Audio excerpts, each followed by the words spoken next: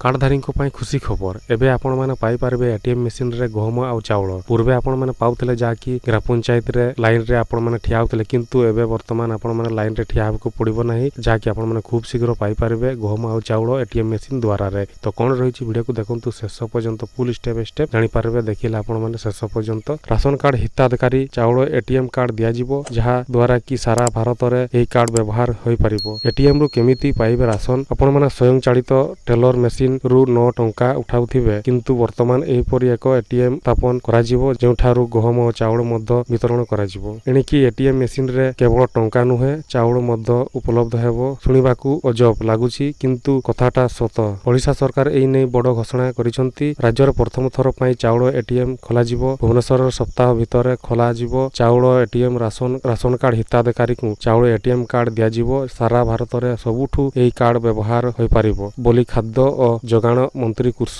पात्र सूचना दैछंती। हरियाणा और गुरुग्राम कर्नाटक उत्तर प्रदेश महाराष्ट्र एभली अनेक राज्य परे एबे ओडिशा रे आरंभ होबाकू जाउछि। परवर्ती पर्याय रे प्रति जिल्ला रे गोटे चाउल एटीएम सेंटर खोला जिवो बोली खाद्य और जोगाण मंत्री कहिसंती। सेमानंकु चिन्हट करी कार्ड हटाया जाय नूतन योग्य हिताधिकारी को एथिरे शामिल करा जिबाकू विभागीय सचिव को निर्देश दैछंती। एभली राइस एटीएम माध्यम रे गरीब लोकंकु राशन चाउल दिया जिवो। तो एभली आजिर अपडेट्स तला आशा करूछि वीडियो भल लागतबो तला शेयर करंतु लाइक